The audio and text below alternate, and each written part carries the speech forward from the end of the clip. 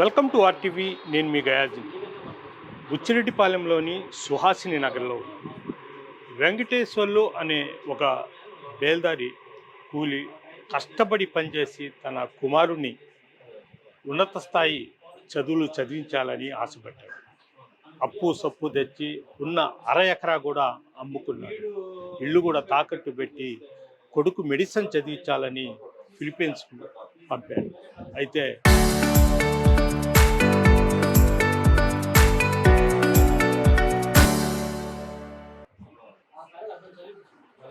Simhapuri educational consultancy వారు మోసం చేయడంతో తన కుమారుడు ఫిలిప్పీన్స్లోని ఇరుక్కొని ఇబ్బందులు పడుతున్నారంటూ కన్నీరు మున్నీరు అవుతున్నారు. ప్రస్తుతము ఫిలిప్పీన్స్లో ఉన్న ప్రేమ్చంద్ తల్లిదండ్రులు ఉన్నారు. వాళ్ళ ఇంటి వద్దకు వచ్చాము. వాళ్ళ తల్లిదండ్రులు ఏం చెప్తారో అనేది కూడా వాళ్ళతో కూడా ఒకసారి మాట్లాడతాం. ప్రేమ్చంద్ తండ్రి వెంకటేశ్వర్లు ఉన్నారు. అసలు ఏం జరిగింది అనే విషయాన్ని కూడా తెలుసుకుందాం. వెంకటేశ్వర, అసలు ఏం జరిగింది? మీ కుమారుడు ఎక్కడ ఉన్నాడు? ఏం జరిగింది? సార్, మా అబ్బాయి ఇంటర్మీడియట్ చదువుకునేటప్పుడు యశ్వసాయి కాలేజీలో చేస్తున్నాడు సార్.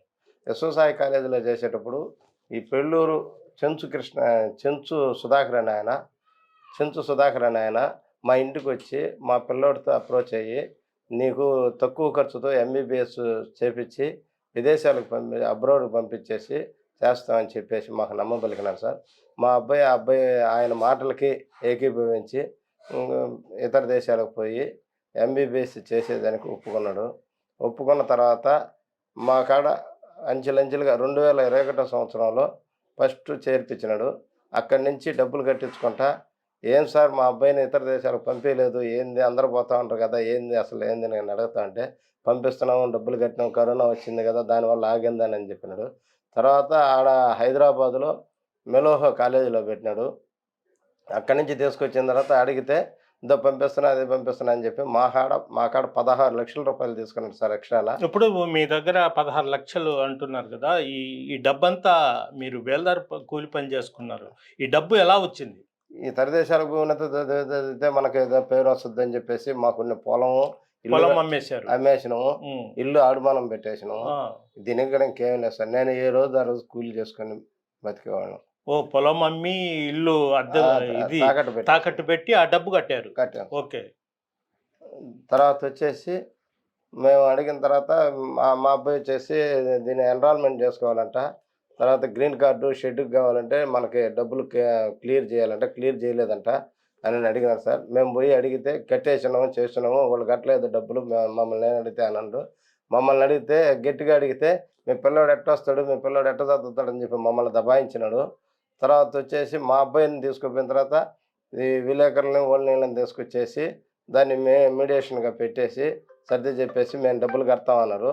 తర్వాత మళ్ళీ అడిగితే ఇద్దో కడతా అని చెప్పి 2 సంవత్సరాలు తిప్పినాడు సార్. 2 సంవత్సరాలు తిప్పినాడు.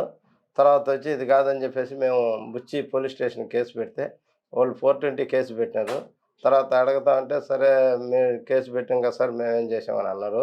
తర్వాత మన ఎమ్మెల్యే గారి కాడికి పోయినాము. ఎమ్మెల్యే గారి కాడికి పోయి మమ్మల్ని చూసి రెస్పాండ్ అయ్యి తర్వాత డిఎస్పీ గారికి ఫోన్ చేశారు. డిఎస్పీ గారికి ఫోన్ చేసిన తర్వాత అతను వచ్చేసి మా సిఐకి ఫోన్ చేసేసి 160 నోటీస్ మీద చేసి ఆయన కాడ ఏం ప్రూఫ్లు ఉన్నాయి తీసుకురమ్మన్నాడు. తీసుకురమ్మని చెప్పిన తర్వాత మేము పోయేసి ఆయనకు వారంటీ ఇచ్చి తీసుకొచ్చిన తర్వాత ఇక్కడ చూపించేసి ఇదిగో నేను కట్టున్నాను అది ఇది అన్నాడు. ఆయన తీసుకొచ్చిన దాంట్లో చూపిస్తే ఆయన మొత్తం కట్టింది 40,000 రూపాయలు సార్ కాలేజీకి. మేము తర్వాత మా పిల్లోడు అక్కడ వీసా రెన్యూవల్ లేక అక్కడ కాలేజీకి డబ్బులు కట్టలుగా ఇన్వాలిడ్గా ఉండేసి భయంతో వేరే దగ్గర దాంకొని ఉన్నాడు. బయటకు వస్తే అరెస్ట్ చేస్తారు అక్కడ వాళ్ళు. దాన్ని దయచేసి మాకు ప్రభుత్వం తరఫున కానీ కలెక్టర్ కానీ వీళ్ళందరూ దయచేసి మా ఉప ముఖ్యమంత్రి సీఎం గారు కానీ డిప్యూటీ సీఎం కానీ మమ్మల్ని దయచేసి మా బిడ్డను మా ఇక్కడికి తీసుకొచ్చేటట్టు చేయాల్సిందిగా మేము కోరుతున్నాం. అంటే టూరిజం వీసాతో పంపించాడా మీ అబ్బాయిని? 3 నెలలు వేస్తారు సార్. అది ఎడ్యుకేషన్ పరంగా పంపలేదు, ఎడ్యుకేషనల్ పరంగా పంపించారు. దాన్ని కన్సల్ట్. సరే, మీ అబ్బాయికి ఒకసారి ఫోన్ చేయండి. హలో, వినిపిస్తుందా? మేము ఆర్టీవీ నుంచి. అసలు ఏం జరిగింది అక్కడ? నువ్వు ఎలాంటి ఇబ్బందులు పడుతున్నావు? సార్, ఇప్పుడు నేను ఈ ఈ ఏజెంట్ మా ఏజెంట్ అనే అతను అప్రోచ్ అయ్యి ఇక్కడికి వచ్చాను సార్. ఆ, ఇది మొత్తం ఎంబీబీఎస్ కోసం ఇక్కడికి వచ్చాను. ఓకే. సరే ఎక్కడ, ఏ దేశం? జాయిన్ అయ్యి సార్ ఏ దేశం? ఫిలిప్పీన్స్. ఓకే. ఫిలిప్పీన్స్ ఆ, జాయిన్ అయ్యాము. సరే జాయిన్ అయితే మాకేమైనా అంటే జాయిన్ అయితే ఇక్కడికి జాయిన్ అయిన తర్వాత ఏజెంట్ కూడా సాయం చేయాలి. ఏది వీసా కోసం కానీ ఎన్ని కానీ కాలేజ్ లో మనీ కట్టి అన్ని చేసి అన్ని చేయాలి. కానీ కాలేజ్ లో మనీ కట్టలేదు, ఏం కట్టలేదు. నేనేమో ఇక్కడేమో ఇల్లీగల్ గానే ఉంటున్నాను. డైరెక్ట్ 9F మీద రాకూడదు ఇక్కడికి. స్టూడెంట్ ఏది 9A మీద తీసుకొని 9A మీద ఇక్కడికి వచ్చి ఇక్కడికి 9F మీద కన్వర్ట్ చేసుకొని మనం చేసుకోవాలి. నేనేంటంటే డైరెక్ట్ 9F మీద వచ్చాను కాబట్టి ఏజెంట్ అనే అతను చేసుకోవాలన్నమాట. ఇలా ఏది పుల్లాని సుధాకర్. ఓకే. ఏమో సార్ ఇట్టగా కాలేజ్ వాళ్ళు అడుగుతున్నారు, మనీ కట్టమని అడుగుతున్నారు అంటే సరే కడతాను అంటున్నారు. కానీ తను అసలు కట్టను కూడా కట్టట్లేదు. ఎంత కట్టాలా? మొత్తం కలిపి కాలేజ్ లో నేను జాయిన్ అయినప్పుడు డామ్ ఫీజు అంటే హాస్టల్ ఫీజు ఉంటది, అది కట్టున్నది స్టార్టింగ్ 75. తర్వాత మేము అడుగుతా ఉంటే 45,000 కట్టాడు. ఏది 16 lakhs లో 16 lakhs లో తను కట్టింది 45,000. మిగతా రిమైనింగ్ అమౌంట్ అసలు కాలేజ్ లో ఏం కట్టలేదు. ఇప్పుడేమో నేనేమో ఇండియాకి రావాలి, హాలిడేస్ కి రావాలి. పోయినసారి హాలిడేస్ ఇచ్చారు, హాలిడేస్ కి రావాలని చెప్పి డౌన్ గ్రేడ్ చేసుకొని ఇండియాకి వద్దామంటే ఇమిగ్రేషన్ కి వెళ్తే వాళ్ళు మీరు ఫస్ట్ జాయిన్ అయిన కాలేజ్ లో నుంచి కొన్ని డాక్యుమెంట్స్ కావాలి, అక్కడ మీరు ఫస్ట్ ఉన్న కాలేజ్ దగ్గర ఇమిగ్రేషన్ నుంచి అక్కడి నుంచి ఇంకొక లెటర్ కావాలి అని అన్నారు. సరే కాలేజ్కి వెళ్ళాను. కాలేజ్కి వెళ్తే ఇట్టగా మ్యామ్ ఎరికా అని ఒక మేడం ఉంటది కాలేజ్ లో. తన్ని అడిగితే తను మీ ఏజెంట్ అనే అతను 45,000 తప్ప మిగతా అమౌంట్ కట్టలేదు, ఆ అమౌంట్ మొత్తం కడితే నీ డాక్యుమెంట్స్ అన్ని ఇస్తాము అని అన్నారు. ప్రస్తుతానికి కాలేజ్ లో డాక్యుమెంట్స్ ఇచ్చారు. ఆ డాక్యుమెంట్స్ లో కూడా ఏమని ఉందంటే ఎన్ఓసి, నో అప్లికేషన్ లెటర్ ఇస్తారు. దాంట్లో ఏమని ఉందంటే అసలుకి ఫస్ట్ సెమ్ కాదు కదా, ఏ సెమ్ కట్టినట్టు కూడా మెన్షన్ చేయలేదు దాంట్లో. అదొకటి.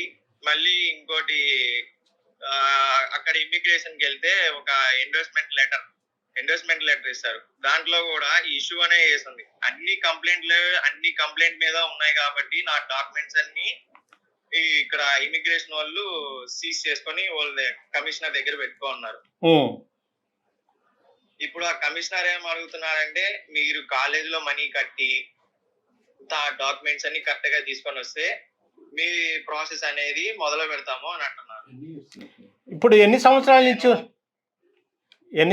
నుంచి ఫిలిప్పీన్స్ లో ఉన్నారు మీరు? ఆ కాలేజీలో చదువుకుంటున్నారు? నేను 4 years సార్. 4 years. అంటే అప్పటి నుంచి తెలియలేదా మీకు ఈ డబ్బులు కట్టలేదని? కట్టున్నారు సార్. మేము తన్ని కనుక్కుంటానే ఉన్నాం, తన్ని అప్రోచ్ అవుతా ఉన్నాం, ఫోన్ చేస్తున్నాము, అన్ని చేస్తున్నాము, కానీ రెస్పాండ్ ఇవ్వట్లేదు తను. ఇప్పుడు మీ పరిస్థితి ఏంటి అక్కడ? నా పరిస్థితి బయటికి వెళ్ళాను సార్. మొత్తం రూమ్ లో, అది కూడా మా ఫ్రెండ్స్ రూమ్ లో ఉంటున్నాను సార్ నేను. కాలేజ్కి వెళ్తున్నారా? కాలేజ్ పోలేదు సార్. నాకు కూడా ఇప్పుడు నాకు హెల్త్ బాగాలేదు. బయటికి వెళ్ళాలన్నా కానీ బయటికి వెళ్ళలేని పరిస్థితి. వెళ్తే ఎప్పుడు తీసుకోపోతారో, ఎప్పుడు పోలీసు వాళ్ళు అడుగుతారో, ఎప్పుడు తీసుకోపోతారో అని భయం వేస్తాను సార్. బయటికి వెళ్ళలేని పరిస్థితి, ఎటు లేని పరిస్థితి. బాధ ఏమో అట్టే ఉంది సార్ నాకు. మా నాన్నేమో మనీ వేస్తా ఉన్నాడు రూమ్ రెంట్ కి, వీటికి అని చెప్పి ఇట్లాగా మనీ వేస్తానే ఉన్నాడు. నెలకి 24,000 సార్. అంటే మీకు పాస్పోర్ట్ ఇవి కూడా టూరిజం వీసా? టూరిస్ట్ వీసా కాదు సార్, స్టూడెంట్ వీసా మీద వచ్చాను. ఆ, అది 3 నెలలు వీసా మీద పంపించారు సార్. 3 నెలలు సార్. 3 నెలలు అంటే కాలేజ్ 5 సంవత్సరాలు కదా, మీకు 3 నెలలు ఎట్లా సరిపోద్ది? 3 నెలలు అక్కడికి వెళ్ళిన తర్వాత వాళ్ళు కన్వర్ట్ చేయాలి సార్. ఇప్పుడు డైరెక్ట్ ఇండియా నుంచి చేసుకొని ఇక్కడికి వస్తాం సార్. ఆ, ఇక్కడికి వచ్చిన తర్వాత ఒక డేట్ వరకు ఎక్స్పైరీ ఇస్తారు. ఆ డేట్ వరకు వీసా అనేది ఉమ్. ఆ డేట్ వరకు ఎక్స్పైర్ అయిపోతే మనం ఏజెంట్ కి ఫోన్ చేసి వాళ్ళని సార్ ఇట్లాగా ఎక్స్పైర్ అయిపోయింది, వీసా ఎక్స్పైర్ అయిపోయింది, మీరు ఏమైనా చేస్తారు. అప్పుడు కూడా మాకు అంటే తను ముందరే ఫస్ట్ చెప్పాడు సార్. ఇప్పుడు ఎన్ని రోజులు మీకు వీసా మీరు ఎన్ని రోజుల నుంచి ఫ్రెండ్స్ రూమ్ లో దాక్కుని ఉన్నారు? ఇప్పటికి నేను ఎంత సార్ 3 ఇయర్స్ సార్. 3 ఇయర్స్ నుంచి మా ఫ్రెండ్స్ రూమ్ లోనే ఉంటున్నాను. ఆ, 3 ఇయర్స్ నుంచి మా ఫ్రెండ్స్ రూమ్ లోనే. అది కూడా మళ్ళీ ఫస్ట్ ఇయర్ జాయిన్ అయ్యి మళ్ళీ నేను ఇట్లాగ వీసా ప్రాబ్లం వస్తే ఇంకా పర్మనెంట్ గా ఆపేసుకొని ఇట్లాగా పోలీసు వాళ్ళు వీటికి మళ్ళీ ఇమిగ్రేషన్ కోసం తిరిగి అన్ని అప్రోచ్ అయితే అందరినీ కనుక్కొని అన్ని చేస్తే అప్పటికి ఇంకా అవ్వట్లేదు. ప్రేమ్చంద్, సార్ నువ్వు ఎలాంటి ఇబ్బందులు పడుతున్నావు అక్కడ? ఇక్కడ బయటికి వెళ్ళలేని పరిస్థితి సార్. మా డాడీకి హెల్త్ బాగాలేదు, మమ్మీకి హెల్త్ బాగాలేదు. నాకు బయటికి వెళ్తే పోలీసు వాళ్ళు ఎప్పుడు తీసుకోపోతారో తెలియట్లేదు. దానికోసం నా డిప్యూటీ సీఎం గారు అండ్ నారా లోకేష్ గారు వాళ్ళని సీఎం గారు అప్రోచ్ అవ్వాలని కొంచెం నాకు సాయం చేయండి సార్. అంటే అక్కడి నుంచి బయటపడాలని, సార్ అంతే కదా? ఆ దేశం నుంచి నువ్వు బయటపడాలి, లేదంటే పోలీసులు అరెస్ట్ చేస్తారండి. ఈ దేశం నుంచి నేను బయటపడాలి సార్. ఆ, ఫస్ట్ ఉమ్. ఈ దేశం నుంచి బయట. ఇప్పుడు భోజనము అదే విధంగా నువ్వు ఎలా ఉంటున్నావు, ఎక్కడ ఉంటున్నావు? ఫ్రెండ్స్ రూమ్ లోనే ఉంటున్నాను సార్. ఆ, భోజనం అంతా ఫ్రెండ్స్ ఇల్లే తెచ్చి వీళ్ళే బయటికి వెళ్ళి వీళ్ళే తెస్తున్నారు సార్. ఆ,